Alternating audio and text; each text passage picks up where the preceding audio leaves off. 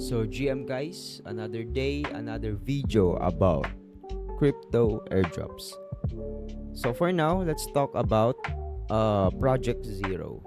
So if you are familiar with ChatGPT, Gemini, June AI, Grok, and all the things that you are used for AI assistance, so I think you're gonna love this project.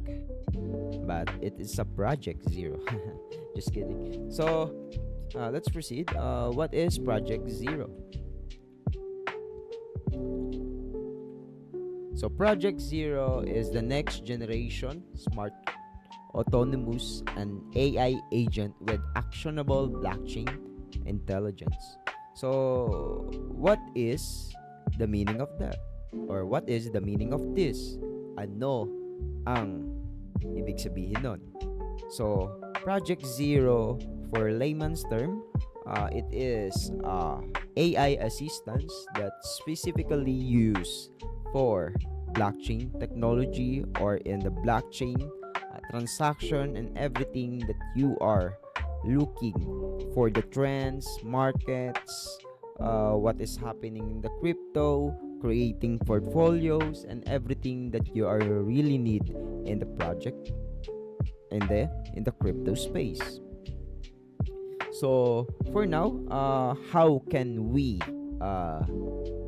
participate on their airdrop campaign? So according to this platform, which is the CryptoRank, so we need to prompt points in the farming. So we need to get a lot of farming points. So I will post the link or in my comment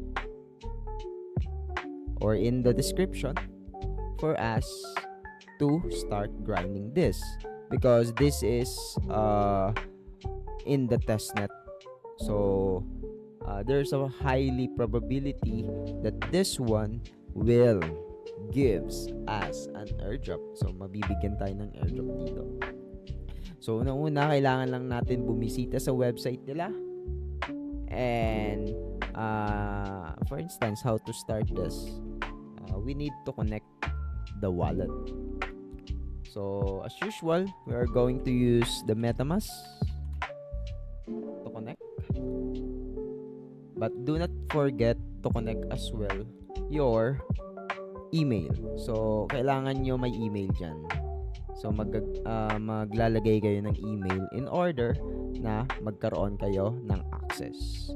So dito, so sad, we cannot prompt properly because there's a problem with the tools. So possible, you need just to prompt, like if you want to create a portfolio, or what is the current market of the crypto right now. So everything that you are curiosity, or everything what you need to know about the market is Zero Chat, or the Project Zero is your best friend when it comes to understanding the crypto dynamics, especially in the market, especially in the trends, and everything that you are really need. So every prompt that you give on the Project Zero, it gives you points. So lahat yan makukuha mo by just prompting. So use it as a tool. Kung sa schools ay gumagamit ka ng mga ChatGPT and Gemini or Copilot, dito naman sa crypto space, if you are doing such things more, you need to understand more about the crypto space or the market, use the Zero Chat or the Project Zero. So for now, we don't have any updates about the TGE, but they released a tweet last 18. So I think they use the P0 as a ticker for their token. So there's a possibility that this one will launch their airdrop soon.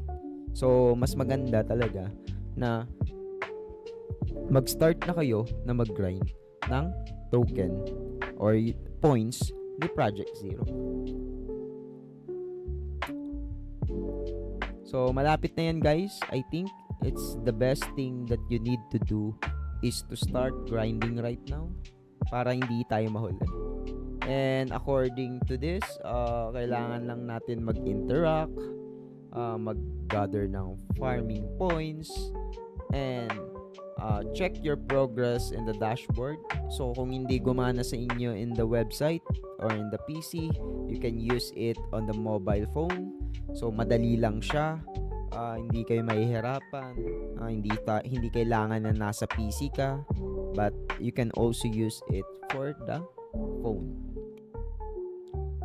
So madami siyang points na kailangan nyo makuha by doing the prompting. So take note na every time may daily limit, pero it's an optional lang naman na advice. But if you have a extra pair money that you can use or you can spend, advisable ko to get this starter pack para lang ma-maximize nyo yung full access. So I think this is the best way for you. So it's $29 per year. So this is the best thing that you can do in order to maximize your points in the Project Zero. So I hope this kind of video helps you to understand this Project Zero, and see you in the next video.